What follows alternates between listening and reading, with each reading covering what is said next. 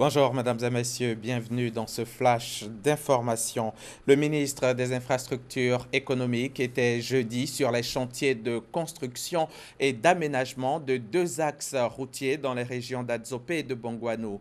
Amédée Kofi Kwaku est allé s'imprégner de la qualité des travaux en cours. Il a pu toucher du doigt la progression des travaux, l'effectivité des ouvrages d'art et d'assainissement. Occasion également pour les entreprises en charge des travaux de rassurer le gouvernement quant au blocage des chantiers dans les délais.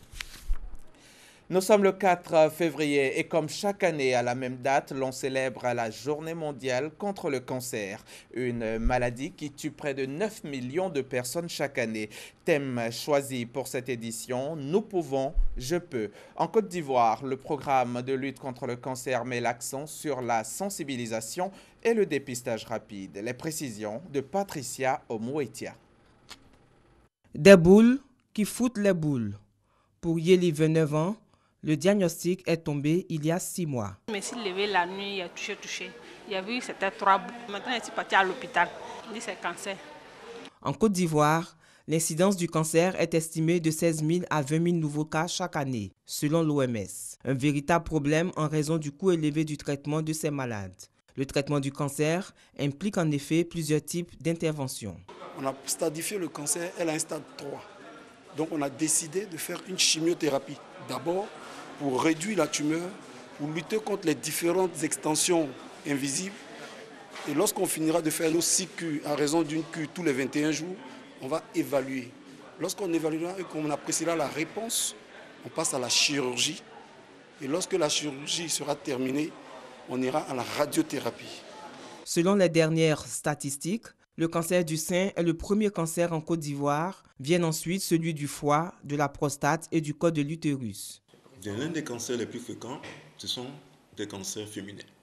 Et particulièrement le cancer du sein qui est aujourd'hui le premier cancer de la femme en Côte d'Ivoire, avec des taux qui sont autour de 35 à 36 pour 100 000 habitants. Donc des taux quand même élevés. Et aujourd'hui, le cancer du sein est vraiment un problème de santé publique. Non seulement par sa fréquence, mais il touche des femmes de plus en plus jeunes, avec des moyennes d'âge qui tournent autour de 40 ans. Il est très important qu'on puisse faire de l'information, de l'éducation pour le changement du comportement, pour que toute femme à partir de 30 ans puisse se faire voir régulièrement par rapport au sein. Célébrée le 4 février de chaque année, la Journée mondiale de lutte contre le cancer est l'occasion de mettre la priorité sur la sensibilisation et le dépistage précoce. Le CHU de Treichville est l'hôpital de référence en matière de cancérologie en Côte d'Ivoire. Nous avons également au sein du CHU l'unité de scénologie pour la recherche, n'est-ce pas, donc du cancer du sein, et qui reçoit toutes les femmes. C'est l'appareil le plus sophistiqué en Côte d'Ivoire. Nous demandons donc à toutes les femmes de venir se faire dépister le plus rapidement possible. Parce que si c'est dépisté très tôt, on a la possibilité de soigner. La création du centre de scénologie du CHU de Treichville a ainsi intégré le cadre global du programme national de lutte contre le cancer déployé depuis 2008 par l'État de Côte d'Ivoire. Le volet thérapeutique de ce programme prend en compte le traitement de 3000 patients sur 5 ans. Le procureur de Paris a confirmé les faits et apporté quelques informations nouvelles suite à l'attaque par un homme des militaires au carrousel du Louvre à Paris. L'homme était armé de 2 machettes et les policiers ont mis la main sur un passeport, celui d'un Égyptien de 29 ans arrivé en France la semaine dernière depuis Dubaï où il est résident. Son nom est inconnu des services de renseignement français et le procureur de Paris précise qu'il est encore impossible, pour l'instant en tout cas, de déterminer s'il a agi seul, spontanément ou sur instruction. L'Italie et l'Union européenne vont contribuer au financement des camps de Libye où sont retenus les candidats à la traversée de la Méditerranée en vertu d'un accord conclu avec Tripoli. Les chefs d'État et de gouvernement de l'Union européenne qui étaient réunis vendredi hier donc à Malte pour une réunion informelle consacrée en partie à la crise migratoire se sont dit prêts à soutenir le texte signé la veille par le président du Conseil italien Paolo Gentiloni et le premier ministre libyen Fayez Serraj.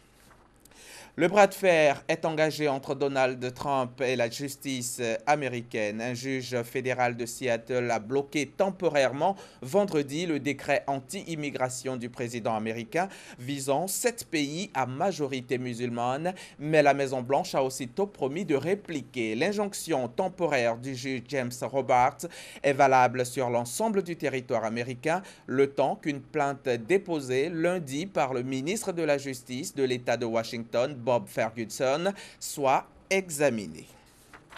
Le Cameroun et l'Égypte sont les équipes les plus titrées de la Coupe d'Afrique des Nations et pourtant leur opposition demain dimanche en finale est une énorme surprise. Nul ne les attendait à ce niveau. L'Égypte a remporté 7 fois la CAN dont 3 entre 2006 et 2010. Le Cameroun détient de son côté 4 titres à son actif. Les Lions indomptables et les Pharaons avaient perdu de leur majesté depuis quelques années et ne figuraient plus parmi les favoris. La finale de la CAN 2017, c'est donc demain, mais avant, vous pourrez suivre la petite finale qui opposera ce samedi le Ghana et le Burkina Faso. Made for Sharing, Paris 2024 a placé vendredi 3 février sa candidature olympique sous le signe du partage et de l'international en dévoilant un slogan officiel en anglais projeté sur la Tour Eiffel, emblème mondial de la capitale française. Ce slogan aura tout de même une déclinaison en français, venez partager, mais la version officielle est bien anglaise. Fin de ce journal, rendez-vous à 13h pour le point complet de l'actualité.